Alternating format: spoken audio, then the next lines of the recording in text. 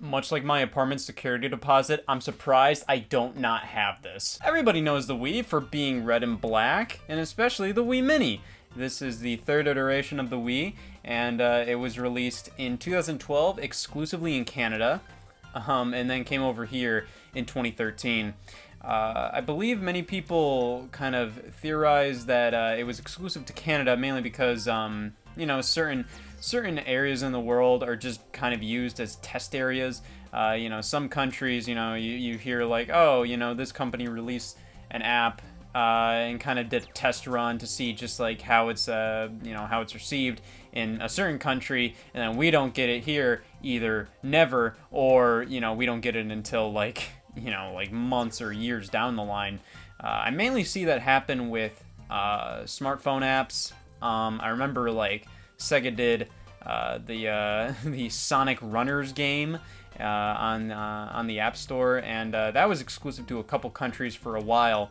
And Nintendo did it with I don't know if they did it with Mario Kart Tour. They at least had like a beta that you could an invite only beta and whatnot. But it's something that a lot of companies doing test runs of that nature. A lot of restaurants do it. So Nintendo decided, hey, we're gonna put this only in Canada, and many people theorize that because they did that because Canada has a lot of like kind of like cottages or kind of like like summer homes or whatever. Like, hey, we're going on vacation. We're going to this cottage in the forest with barely any internet access or something. So during this era in 2012 when consoles were kind of shifting to be a lot more online focused, hey, why not just pick up a Wii Mini on the way home, and then you just have something to just have rot out at your cottage, and then you have a Wii to play whenever you want to.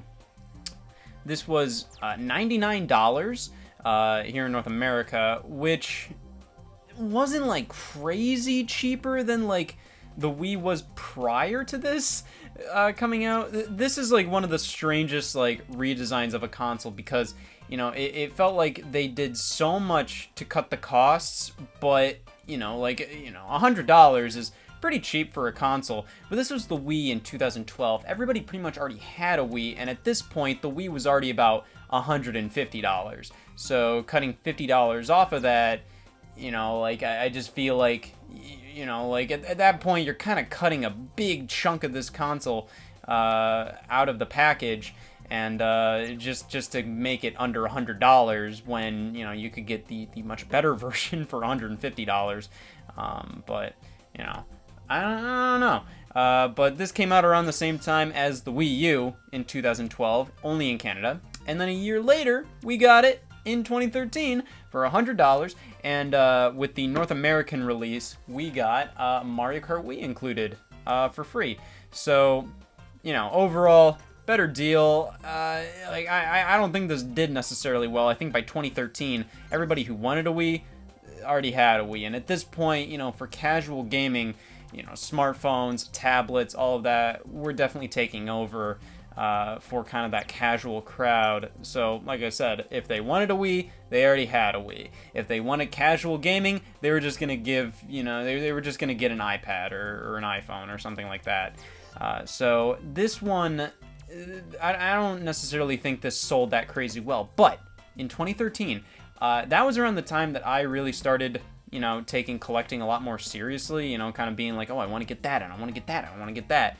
That was when I had a job and I had a car, so, I could go to Best Buy and get a Wii Mini without feeling shame come across my face when I brought that back to the car, because my mom would have to drive me home and ask me, what did you get? And I would have to shamefully respond with the Wii Mini. I mainly wanted this for a couple of reasons, mainly because, I sold a lot of my Wii games, to pay for new games or whatever.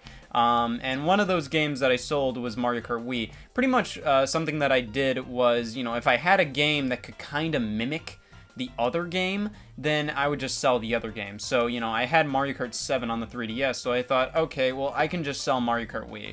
I downloaded Super Smash Brothers on the Wii Virtual Console, the Nintendo 64 original. So I said, okay, I can just, sell Super Smash Bros. Brawl. It was mainly just me kind of making excuses to just get money to buy more stuff that I wasn't gonna use. I didn't have Mario Kart Wii at the time, and that was something, when you're starting to collect again, you're kind of like, okay, well, I need a Mario Kart Wii. I need it. Who doesn't?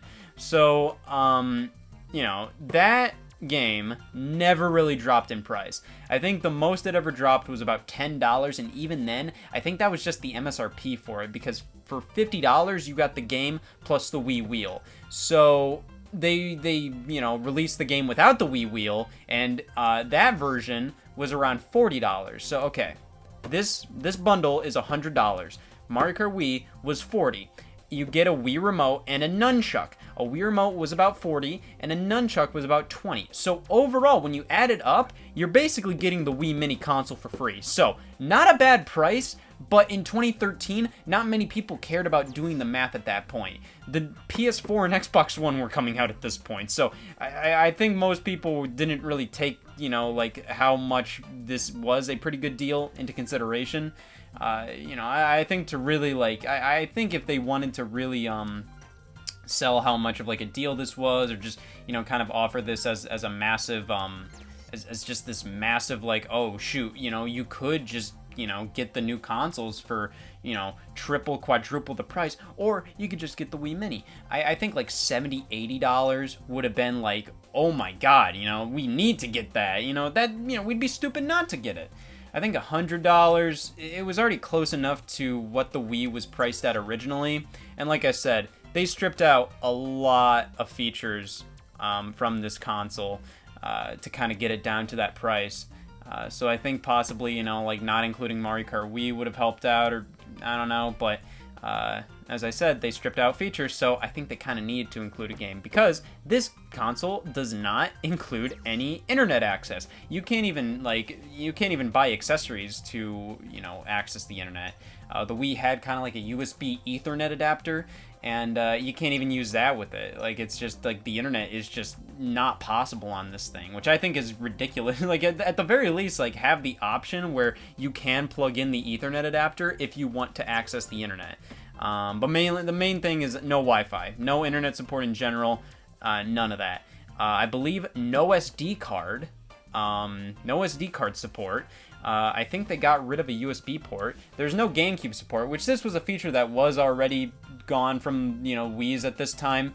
Nintendo released in 2011 a redesigned Wii, and pretty much the main thing they got rid of with that was GameCube backwards compatibility. So they got rid of the GameCube ports. They got rid of just being able to put in a GameCube disc and all that. That was pretty much what they got rid of to kind of cut costs. This still doesn't have it, but it has this funky design.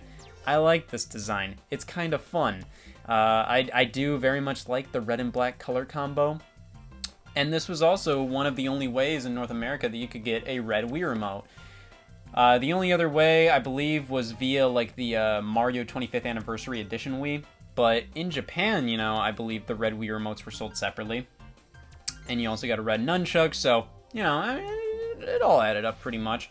I think the only other major thing about this that really just puzzled me was just calling it Wii Mini. I assume they did it because they didn't have anything else to call it.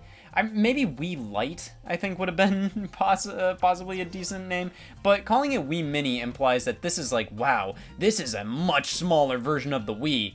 In reality, it's pretty much the same damn size. It's not that much smaller. It is smaller technically, but it's the form factor is so different that at that point it's just you can't even actively compare the original Wii to the Wii Mini and be oh wow, yeah, this is so much smaller. In fact, I think in some situations you need more space for this, because it's a top loader. You have to hit the eject button and then the disc flap opens up.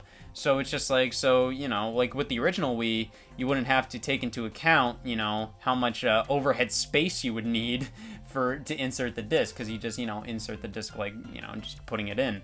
With this, you know, you might need to take into consideration, you know, you can't put it in a super tight space in like an entertainment center because the disc flap needs to open. So, and it's also weird because calling it Wii Mini, I don't know, it just implies that, you know, you're already selling the current Wii, and this one is just is basically just the Wii, but it's smaller, and it's just it's an odd thing to name such a unique redesign for the Wii.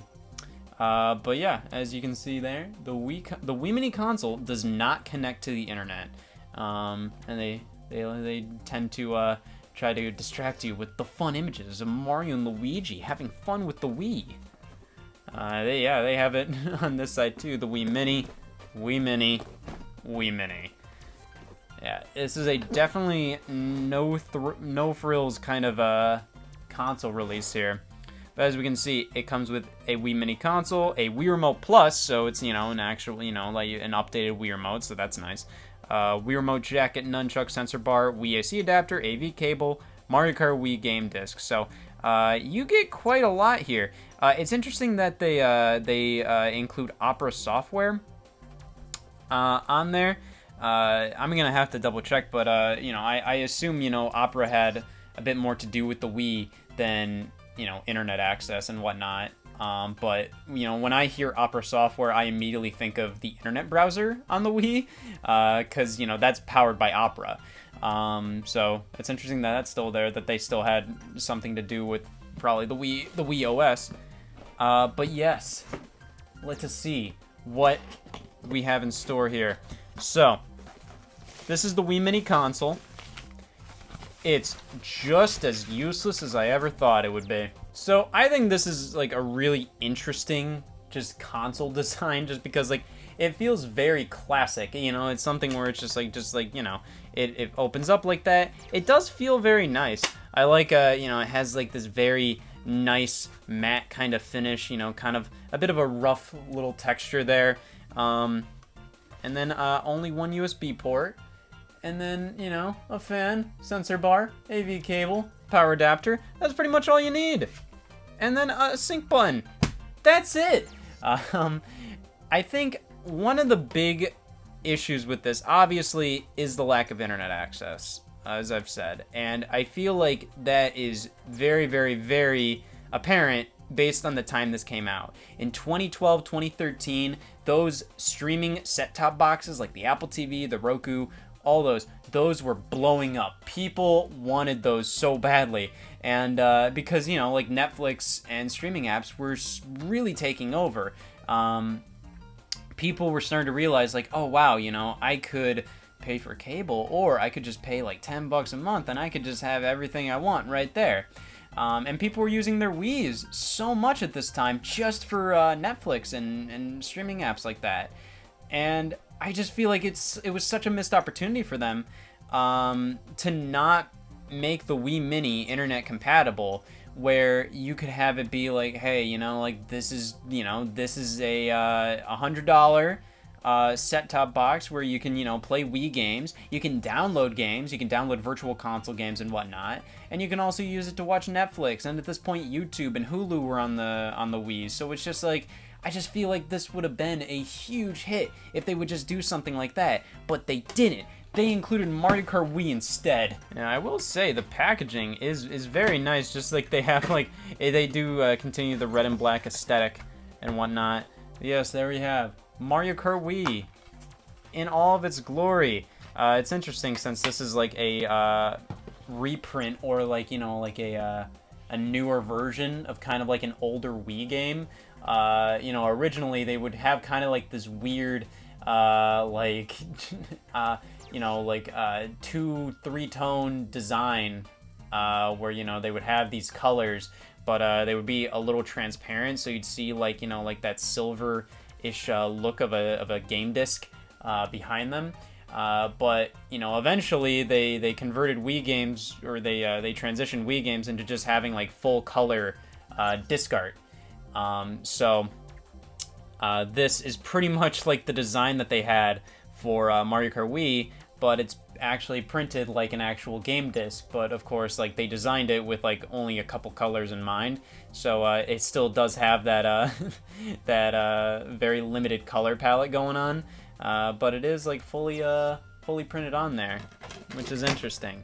But like I said, again, this is kind of like where most of the value. This is kind of where most of the value in this package comes from, is just having a copy of Mario Kart Wii here. And then they even have this instruction manual, which is interesting to look at, considering they will not have anything about the internet in here. Yeah, it's still like they still incorporate color, which is interesting with this being such a budget device. But they also don't show a Wii Remote Plus here. It's just a regular Wii Remote, and it's all white. So they're just, they're obviously reusing a lot of stuff with from the original Wii manual. But they have how you use a Classic Controller Pro and whatnot. And then they also they have diagrams showing the Wii Mini itself. I think it'd be interesting to try to find if they messed up anything here, in terms of like accidentally including anything internet related that only works on the original Wii, but I don't think they did. Nintendo's usually fairly thorough with this kind of stuff. And then there's also a Wii Remote Plus with a red jacket, thank you very much. Yeah, this is one of the modern Wii Remote Pluses that they released alongside the Wii U, where the sync button is on the outside, and they have this little thing on the wrist strap where you can sync the Wii Remote like that. I still usually just immediately just do that because it's way simpler. Like it's just quicker. I don't really use the jackets much. No. Oh no. Let's see. I don't really know if this one was. I feel like this one was at least partially open. But I'm not sure because a lot of this is fairly new feeling. But yeah, a red nunchuck too. I feel like these are definitely harder to get than the red Wii remotes. But it was it's always nice to have matching nunchucks, so I don't really care. Usually if I need a nunchuck, I'm gonna kind of like immediately grab whichever nunchuck is closest to me, which is why like I don't have the gold nunchuck that is supposed to match the Skyward Sword golden Wii remote that Nintendo kind of hesitantly released via Club Nintendo in North America. They're like, fine, here's a gold nunchuck, and it was still kind of like it didn't come in cool packaging or anything. I believe the Japan version came in nice packaging. They just kind of released it in like a little baggie or something like that. But that's the Wii Mini. There's not much to it. They pretty much just removed everything from the console OS. There's no Wii Shop channel. There's no photo channel. It's pretty much just like just the bare minimum. Pretty much the Wii Disc channel, the Me channel, and that's about it. It would have made a lot more sense if they just got rid of everything and they just made it a very simple OS where it's just like, oh, put in a disc, make a Me, because you can't really download anything.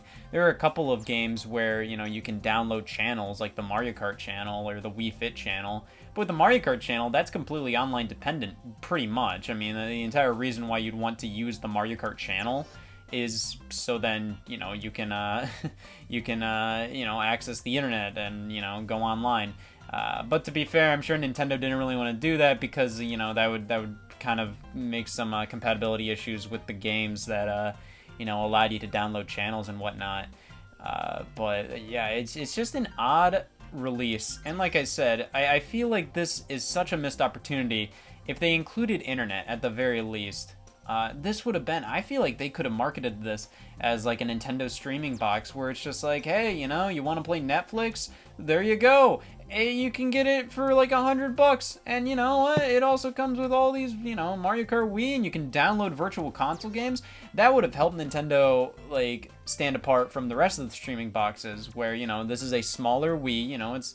It's a bit bigger than a regular streaming box, but you can play all these Wii games on it, and you can also download WiiWare virtual console games. You can play Nintendo classics on this streaming box. and also play, regular, Wii discs and whatnot.